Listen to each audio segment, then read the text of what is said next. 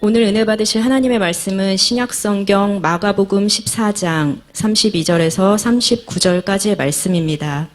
다 함께 합독하시겠습니다. 그들이 겟세마네라 하는 곳에 이르매 예수께서 제자들에게 이르시되 내가 기도할 동안에 너희는 여기 앉아 있으라 하시고 베드로와 야고보와 요한을 데리고 가실새 심히 놀라시며 슬퍼하사 말씀하시되 내 마음이 심히 고민하여 죽게 되었으니 너희는 여기 머물러 깨어 있으라 하시고 조금 나아가사 땅에 엎드려 될 수 있는 대로 이때가 자기에게서 지나가기를 구하여 이르시되 아빠 아버지여 아버지께서는 모든 것이 가능하오니 이 잔을 내게서 옮기시옵소서. 그러나 나의 원대로 마시옵고 아버지의 원대로 하옵소서 하시고 돌아오사 제자들이 자는 것을 보시고 베드로에게 말씀하시되 시몬아 자느냐 내가 1시간도 깨어 있을 수 없더냐 시험에 들지 않게 깨어 있어 기도하라 마음에는 원이로되 육신이 약하도다 하시고 다시 나아가 동일한 말씀으로 기도하시고 아멘. 아멘. 할렐루야. 우리 옆에 분들과 인사를 나누도록 하겠습니다. 사랑하고 축복합니다. 당신으로 인하여 행복합니다. 기적이 일어납니다. 축복이 임합니다.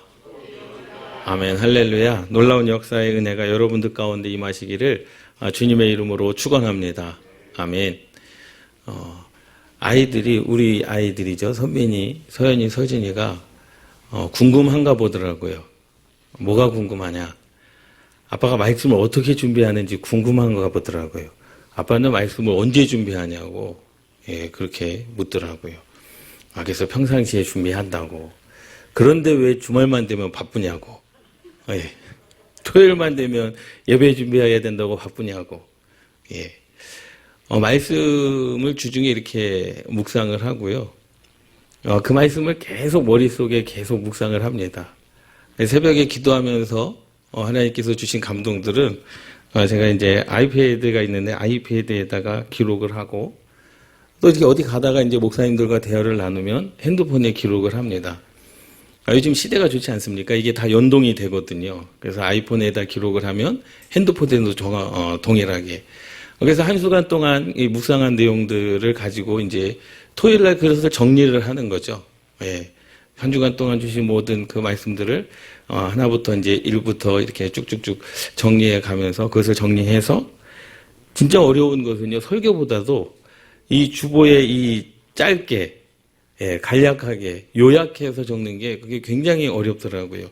설교하는 시간보다도 아마도 이 매주 이 설교 말씀에 대한 그 요약을 하는 것, 그것이 더 힘들고 더 어려운 것 같습니다. 그래서 설교 5분 하라는 것은 힘든데 한 2시간 하라는 것은 참 쉽거든요. 그래서 그렇게 준비를 하면서 늘 묵상을 하죠. 과연 하나님의 뜻과 하나님의 의도가 어디 있을까? 그럼 이 말씀을 통해서 그럼 내가 어떠한 신앙을 가져야 될까? 이 말씀을 통해서 우리에게 무엇을 위로해 주실까? 응답을 해 주실까? 또 이 말씀을 통해서 우리가 무엇을 붙잡아야 될까라는 것들을 계속 고민하고 묵상하고 주님은 어떻게 하셨을까? 그러면 과연 우리는 또 어떻게 할 것인가에 대한 그런 스스로에 대한 질문이 계속적으로 끊임없이 이어지고 있습니다. 다시라고 하는 그 말씀의 제목으로 함께 은혜를 나눌 건데요. 이 다시라고 하는 이 제목이 어떻게 보면은 긍정적인 의미일 수도 있어요. 야, 우리 다시 한번 시작해보자. 야, 다시 한번 해보자. 다시 우리 이뤄보자. 다시 부흥해보자. 다시 전도하자. 다시 기도하자. 그런데 또 다른 반면에, 또 다른 방편에서는요, 조금 그 억양에 따라서 그것도 다시 해야 돼요? 굉장히 짜증 섞인 그런 표현 아니겠습니까? 그거 꼭 다시 해야 돼요? 또 다시 해야 돼요? 실패를 경험한 것 가운데 그 억양에 따라서 그것이 짜증 섞인 것일 수도 있고, 억양에 따라서 그래, 뭐 지금은 실패했지만 다시 할 수 있겠다라고 하는 그런 다짐과 결단일 수 있습니다.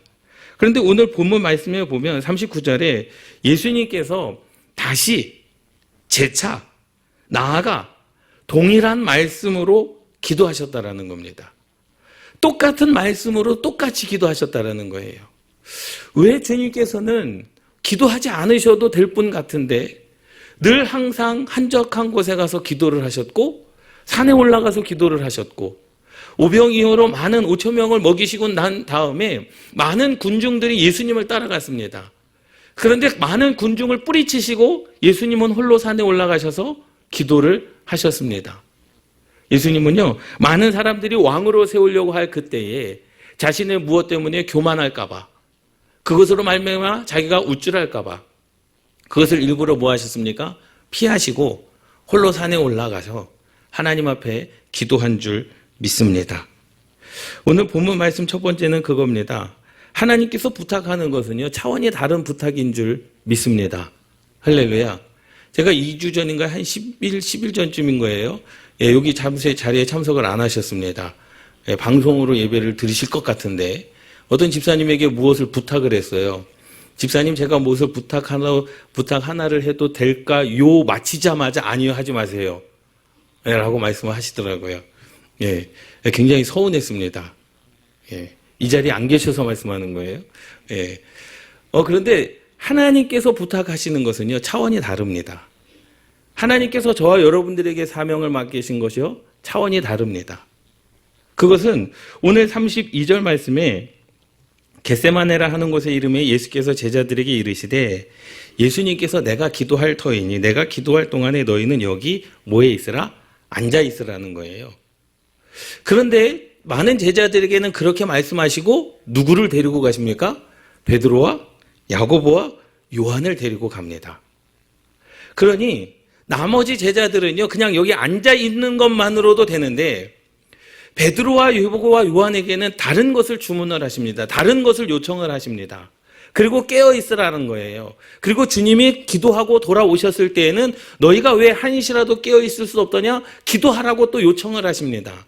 그러니까 주님께서 요청하시는 것, 저와 여러분들에게 사명을 맡기시는 것은요, 그냥 시간이 많기 때문에 너희들에게 맡기는 것이 아니라 분명한 차원이 다른 하나님의 의도와 하나님의 뜻이 있음을 깨달으시기를 바랍니다. 할렐루야. 담임 목사님이 여러분들에게 부탁하면요, 여러분 감사로 받으시기를 주님의 이름으로 축원합니다. 예, 괜히 시키겠습니까? 차원이 다른 거거든요. 그냥 일반적인 요청과 여러분들에게 전화를 해서 이것을 해줬으면 좋겠습니다라고 말씀하는 것은요, 차원이 다른 부탁이고 차원이 다른 의미임을 깨달으시기 바랍니다. 예, 그렇다고 해서 뭐 내게 전화 안 해줬다고 해서 이렇게 서운해하지 마시고요. 예, 제가 다 상황을 보고, 예, 여러분들의 그 일정을 보고, 이 시간에 이분이면 괜찮겠다라고 해서 제가 이렇게 부탁을 하고 전화를 드리지 않겠습니까? 그렇기 때문에 내게 주신 사명은 분명히 하나님께서 내게 차원이 다른 어떠한 무엇인가를 주시기 위한, 또 주님께서 왜 베드로와 야고보와 요한만을 데리고 가셨을까? 그들을 향한 주님의 기대가 있지 않았겠습니까? 예, 그런데 이 베드로와 야고보와 요한에게만큼은 예수님께서 어떻게 하셨습니까? 자기의 마음을 드러내셨습니다. 내가 지금 슬프다. 그리고 내가 지금 놀라있다. 그리고 내가 지금 너무나 힘들다. 자기의 그 개인적인 사정까지도 베드로와 야고보와 요한에게는 말씀을 하십니다. 그런데 주님께서 33절 말씀에 베드로와 야고보와 요한을 데리고 가실 때 심히 놀라시며 슬퍼하셨다라고 말씀합니다. 여러분, 무엇 때문에 놀라셨을까요? 왜 주님께서 무엇 때문에 놀라셨을까? 무엇 때문에 슬퍼하셨을까? 왜 굳이 기도하러 가시는데 제자들을 보고 놀라셨을까? 아니거든요. 제자들 때문에 슬퍼하셨을까? 아니거든요. 그런데 왜 성경은 그들을 데리고 가실 때 심히 놀라셨고 심히 슬퍼하신 이유가 뭘까? 그것은 바로 자신에 대한 그 생각 때문이었음을 여러분 깨달으시기 바랍니다. 주님의 기도는 그거였었어요. 아빠 아버지여, 아버지께서 모든 것이 가능하오니 이 잔을 내게서 옮기시옵소서. 그러나 나의 원대로 마옵시고 아버지의 원대로 하옵소서 라고 말씀하십니다. 그리고 제자들에게 뭐라고 말씀하시냐면 34절 말씀에 마음이 심히 고민하다. 내 마음이 지금 뭐가 있다는 거예요? 고민이 있다는 거예요. 여러분, 예수님도 고민을 가지고 계시셨습니다. 예수님도 마음이 슬프셨습니다. 예수님도 마음이 심히 고민하여 죽게 되었으니 너희는 여기서 머물러 깨어 있으라 하시고 조금 나아가 땅에 엎드려 될 수 있는 대로 이때가 자기에게 잘 나가기를 구하여 될 수 있는 대로라군요. 최선을 다하셨다라는 겁니다. 마음이 슬프셨습니다. 그런데 말씀을 계속 묵상하다 보니까 왜 주님이 놀라셨을까? 왜 주님이 슬퍼하셨을까? 그것은요, 주님도 하나님의 보좌를 버리시고 이 땅에 오셨는데 그 주님도 이 십자가에 대한 무게가 뭐 하고 싶은 거예요? 피하고 싶은 겁니다. 그런데 그 모습을 뭐 한 겁니까? 자기 자신이 발견하게 되는 겁니다. 스스로 놀란 것이죠. 저와 여러분들도 그렇잖아요. 자기 분에 못 이겨서 화를 내는 친구들이 있지 않습니까? 운동 선수들도요, 뭐 이렇게 하다가 보면 이렇게 뭐 교체돼서 들어오든지 아니면 허시용을 해가지고 아웃해서 들어오든지 그러면 모자를 집어 던지고요, 방망이를 집어 던지지 않습니까? 그것은 뭐 감독에 대한 항의도 아니고 관중에 대한 항의도 아니고 심판에 대한 항의도 아니고 내가 그 볼을 칠 수 있었는데 못 쳤다는 것에 대한 누구의 그 화풀이에요? 자기 자신에 대한 화풀이거든요. 근데 주님도 그것을 아마 발견하셨을 것 같아요. 내가 이 십자가의 죽음을 내가 능히 받아야 되는데 주님의 기도는 뭐예요? 이 잔이 내게서 옮기셨으면 좋겠다라는 것, 그 마음을 스스로 느끼시는 순간 스스로 놀라신 거죠. 그리고 슬퍼하신 겁니다. 내가 이것밖에 안 되나? 왜요? 그 주님은요, 인간의 모습으로 오신 줄 믿습니다. 할렐루야. 할렐루야. 여러분, 이 주님의 사랑은요, 정말로 말할 수 없는 사랑임을 여러분 깨달으시기 바랍니다. 이 땅 가운데서 사람이 우리 교회 성도님들 가운데서 애완견을 기르시고 애완묘를 기르시는 분들이 있는데요. 그분들은 뭐 비하하거나 그게 아니라 비유로 말씀을 드리겠습니다. 굉장히 사랑해요. 애완견을 사랑하고 애완묘를 사랑합니다. 그렇다고 우리가 그 사랑하기 때문에 야, 너가 개밥 먹으니 나도 너처럼 개밥을 먹을게.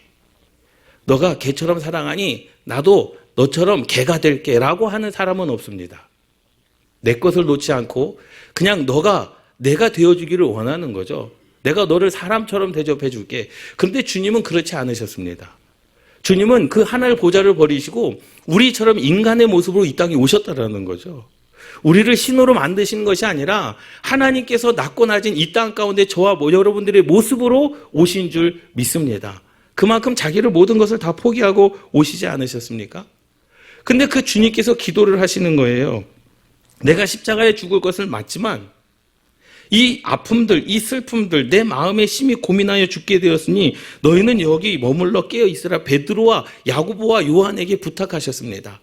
그리고 자기의 마음을 표현하셨습니다. 다른 제자들에게는 말씀하지 않으셨거든요. 그냥 다른 제자들에게는 기도하라고도 말씀하지 않으셨습니다. 그냥 여기 앉아 있으라 라고 말씀을 하셨어요. 그리고 기도할 만한 자들을 데리고 가셨다라는 거죠. 그리고 주님께서 기도하고 돌아왔는데 제자들이 어땠습니까? 자고 있었습니다. 그런데 그 제자들을 향하여 이렇게 이야기합니다. 야, 돌아오사 제자들이 자는 것을 보시고 37절 말씀에 베드로에게 말씀하시되 시몬아 자느냐라는 거예요. 베드로에게 이름을 누가 붙여주셨습니까? 예수님께서 베드로에게 이름을 붙여주셨습니다. 너는 이제 베드로라, 반석 위에 교회를 세우겠다라고 주님께서 말씀하셨는데 주님께서 지어주신 이름을 베드로라고 말씀하지 아니하시고 시몬이라고 부르십니다. 제가 이 부분에 대해서 한번 말씀을 드렸잖아요. 복음서에 보면 예수님께서 베드로를 부르실 때에 베드로라라고 부르실 때도 있고 시몬이라라고 부르실 때도 있습니다. 예수님께서 베드로를 부르실 때 베드로를 먼저 부르실 때에는요, 베드로가 하나님의 말씀에 잘 순종하고 있을 때, 하나님의 뜻대로 잘 살아가고 있을 때, 하나님의 말씀대로 그의 인생을 살아갈 때에는 주님께서 베드로를 베드로라 칭하셨지만 인간의 모습이 드러날 때는 시몬이라라고 그렇게 먼저 부르셨습니다. 베드로를 알았을 거예요. 주님께서 내게 이름을 반석 위에 교회를 세우리라라고 하는 베드로라는 이름을 주셨거든요. 그런데 그 이름이 바뀌어진 이후에 주님께서 유독 나에게 시몬이라고 부르실 때가 있어요. 야, 시몬아, 너가 왜 잠시도 깨어 있을 수 없더냐? 그 말은 뭐예요? 아, 주님께서 내게 시몬이라고 부르실 때는 내가 지금 불순종하고 있구나. 주님께서 내게 시몬이라고 부르실 때는 내가 지금 하나님의 말씀에 조금 어긋나고 있구나. 하나님께서 원하시는 삶이 아니구나. 라고 하는 것을 누구도 알았습니까? 아마 베드로도 알고 있었을 것입니다. 오늘 본문에도 예수님께서 베드로를 부르실 때에 시몬이라고 부르십니다. 그것은 과거의 모습을 네가 현재 가지고 있구나 라는 그 말씀이죠. 왜 기도하지 않느냐? 기도하지 않는 모습은 시몬이지만 기도하는 모습은 베드로라라고 말씀하고 있는 줄 믿습니다. 그에게 요청을 하십니다. 뭐라고 요청을 하십니까? 너희가 1시간도 깨어 있을 수 없더냐? 시험에 들지 않게 깨어 있어 기도하라. 마음에는 원이로되 육신이 약하도다. 그런데 이 말씀을 또 계속 묵상을 해보십시오. 이 말씀은요, 베드로에게 하시는 말씀이 아니라 예수님 자신 스스로에게 하신 말씀 같아요.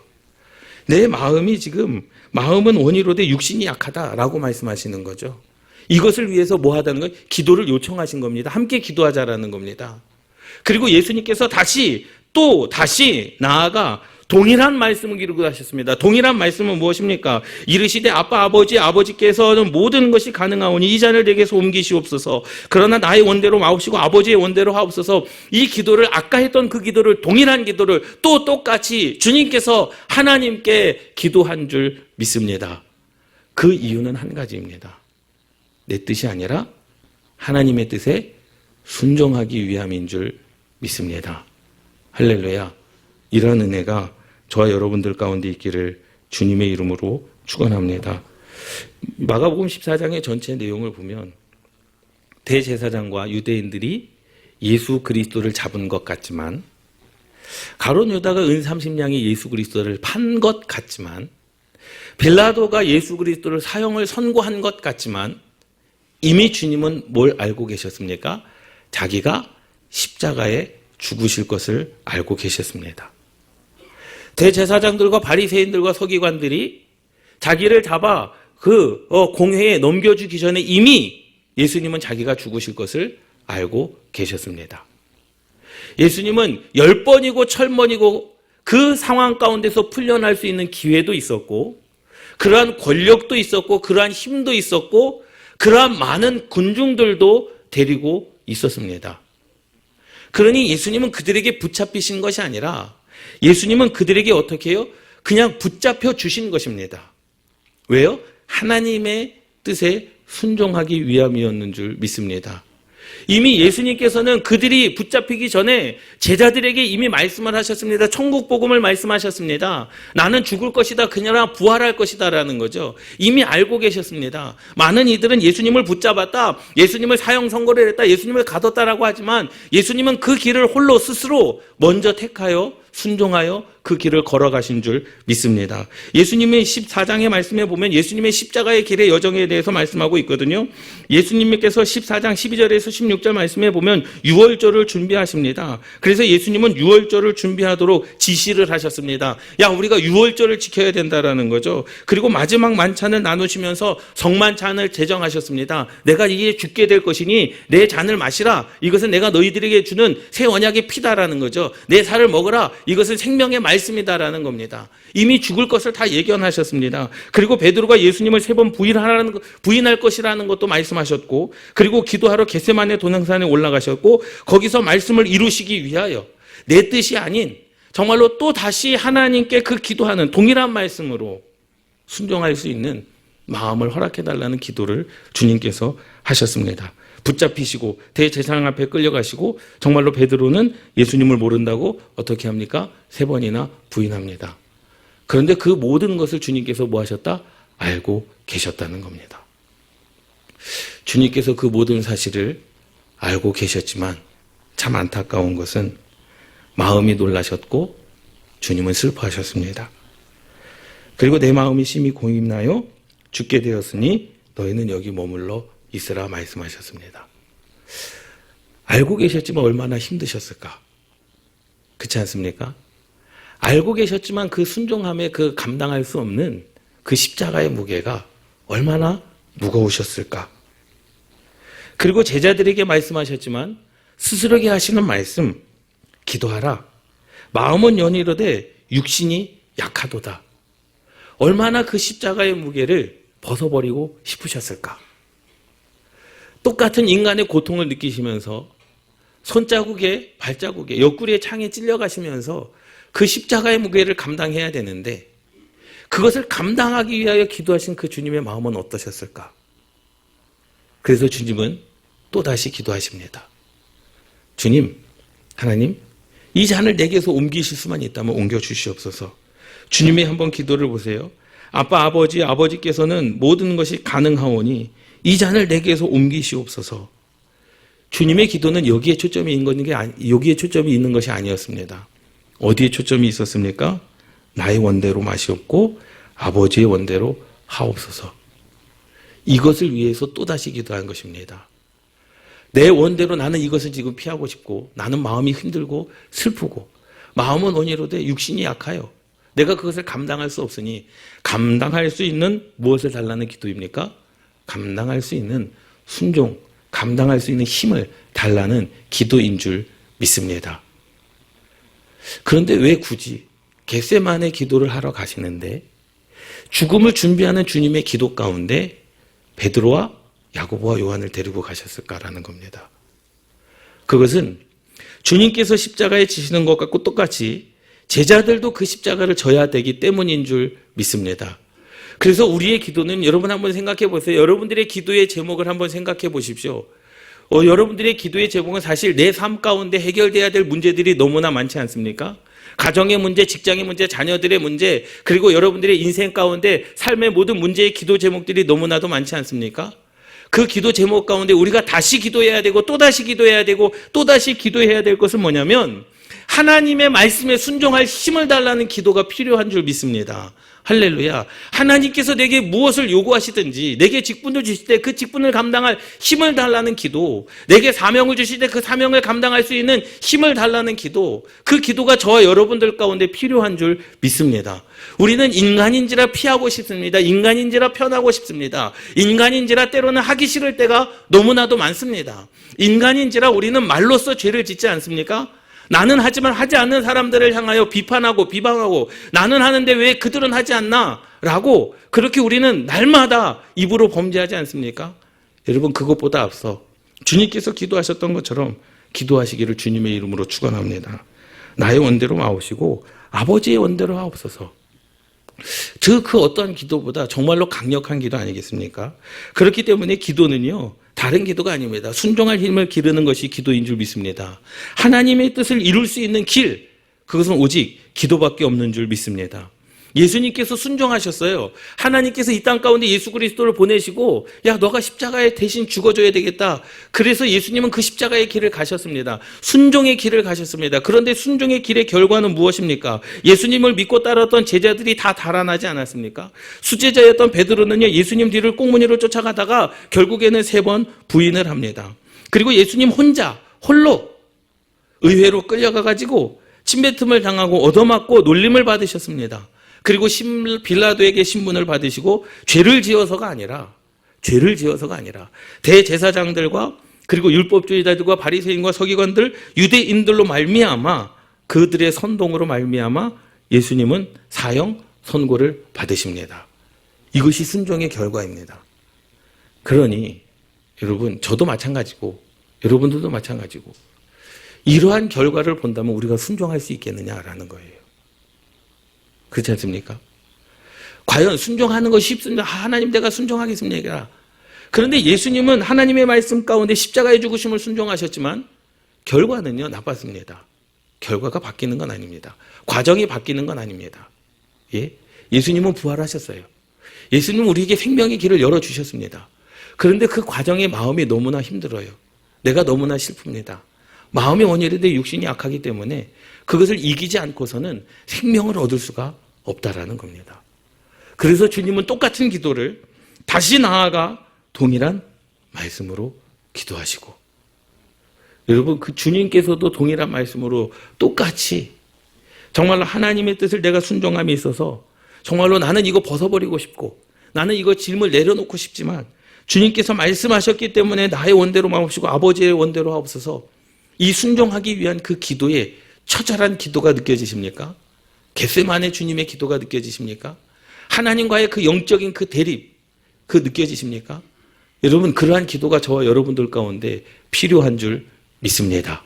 십자가의 영광을 받기 위해서는요, 부활의 생명을 받기 위해서는요, 하나님께서 예수님에게 주셨던 그 하늘의 영광을 받기 위해서는 우리는 이 처절한 기도가 필요한 줄 믿습니다.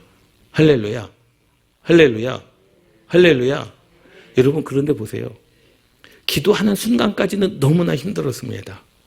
겟세마네 동산에 올라가기까지는 너무나 힘들었습니다. 주님조차도 피하고 싶은 길이셨습니다.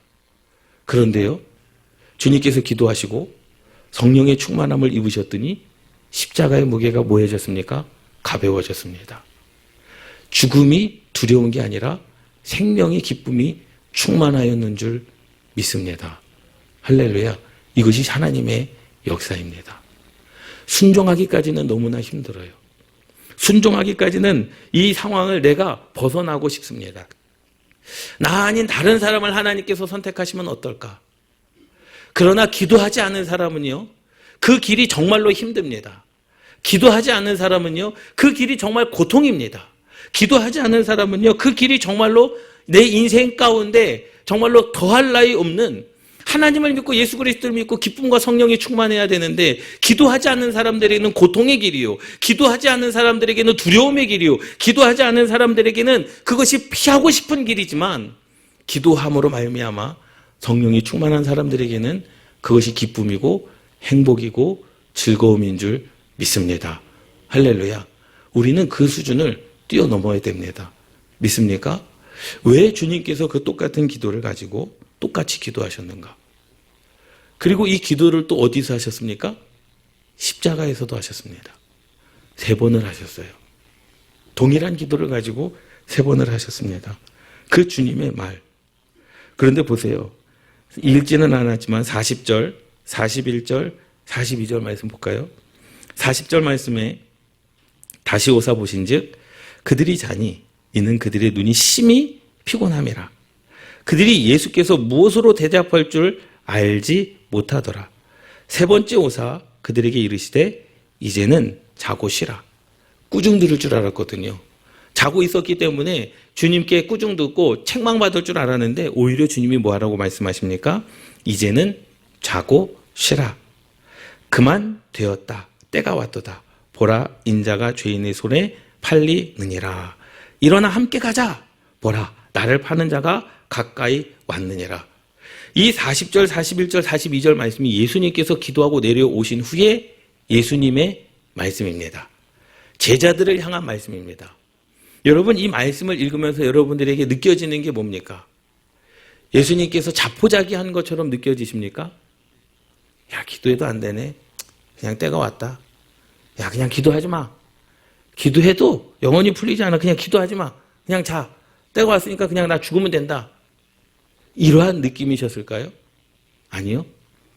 저는 이 본문을 읽으면서 주님께서 이제 기도하셨기 때문에 십자가를 능히 이길 만한 지금 무엇을 받은 거예요? 성령의 충만함을 입은 줄 믿습니다.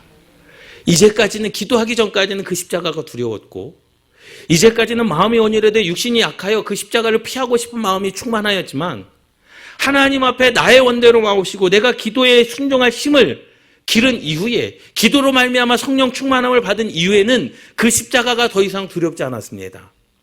그리고 더 이상 그것 가운데 제자들을 책망하지도 않았습니다. 야, 이제 됐다는 거죠. 무엇이 된 겁니까? 내가 죽을 준비가 됐다는 겁니다. 내가 이제 그것을 피하지 않아도 된다. 내가 이제 그것대로 하나님의 말씀대로 나아가리라. 그리고 제자들에게 하시는 말씀이 42절 일어나라 함께 가자라는 겁니다. 그냥 하신 말씀이 아니죠. 제자들도 십자가의 길을 걸어가야 되는 줄 믿습니다. 할렐루야. 순종이 어려운 이유는 뭘까요? 순종이 어려운 이유는요, 내 뜻이 아니라 하나님의 뜻이기 때문에 그렇습니다. 내가 하고 싶은 것은요, 하지 말라도 하지 않습니까? 내가 하고 싶은 것은요, 하지 말라 그래도 해요. 그런데 내가 하기 싫은 것 하려고 하면 얼마나 힘듭니까? 그렇기 때문에 순종이 어려운 거죠. 그렇기 때문에 때로는 두려울 수 있습니다. 그렇기 때문에 예수님은 마음을 같이 나눌 친구가 필요했던 것이고, 그렇기 때문에 기도하기 위한 요청이 있었는 줄 믿습니다. 할렐루야. 주님의 요청은요, 차원이 다른 요청인 줄 믿습니다. 내가 필요하기 때문에 그런 겁니다. 나를 기억하셨기 때문에 그런 요청이 있었는 줄 믿습니다. 주님도 저와 여러분들처럼 마음이 심히 고민할 때도 계셨고 슬퍼할 때도 계셨고 아프셨을 때도 계셨는 줄 믿습니다. 그러나 그 주님은 그것을 기도로 이겨내신 줄 믿습니다. 기도해도 안 됩니까? 주님께서 또 다시 동일한 말씀으로 기도하셨습니다. 여러분, 기도해도 안 되던데요. 동일한 기도 제목으로 또 다시 기도하십시오. 그 마음 가운데 주님께서 평안함을 주실 때까지 기도하십시오. 아마도 주님께서 또 다시 동일한 말씀으로 기도하셨는데 여전히 마음이 불편하고 여전히 마음이 슬프고 여전히 마음이 두렵다라고 한다면 주님은 거기서 그만두셨을까요? 아니요. 또 다시 동일한 말씀으로 산에 올라가 기도하셨을 줄 믿습니다. 할렐루야. 여러분, 순종하기에 앞서 두려우시다면, 감당하기에 앞서 피하고 싶으시다면 여러분 기도하십시오. 여전히 그러한 마음이라면 동일한 말씀의 제목을 가지고 기도하십시오. 여러분들의 마음 가운데 확신과 세 번째 오사 그들에게 이르시되 이제는 자고 쉬라 그만 되었다. 때가 왔도다. 마음의 준비가 될 때까지 하나님께서 참 평안함과 참 즐거움과 참 행복을 주실 때까지 우리는 또다시 기도해야 되는 줄 믿습니다. 하나님께서 반드시 응답하여 주시는 줄 믿습니다. 참 신기하죠? 기도한다고 응답을 주시는 게 아니라 기도하는 자들에게 하나님께서는 먼저 평안을 주십니다. 기도하는 자들에게 하나님께서 먼저 기쁨을 주십니다. 그리고 그것을 통하여 이루어 주시고 그것을 통하여 역사하시는 그 하나님께 나아가시는 저와 여러분들 되시기를 주님의 이름으로 축원합니다. 나를 잃어버린다고 잃어버리는 것이 아니라 하나님의 것으로 채우시는 놀라운 역사가 저와 여러분들의 삶 가운데 있기를 주님의 이름으로 축원합니다. 회중 기도를 잘하는 자가 기도를 잘하는 게 아니라 기도의 힘을 아는 자가 기도를 잘하는 거예요. 그래서 또다시 기도하십시오. 또다시 부흥의 역사가 일어날 줄 믿습니다. 또다시 회복의 역사가 여러분들의 삶 가운데 일어날 줄 믿습니다. 또다시 하나님께서 여러분들의 마음 가운데 평안과 기쁨과 행복과 즐거움을 주실 줄 믿습니다. 이러한 은혜가 저와 여러분들 가운데 이 교회 가운데 충만하기를 주님의 이름으로 축원합니다. 아멘. 기도하시겠습니다.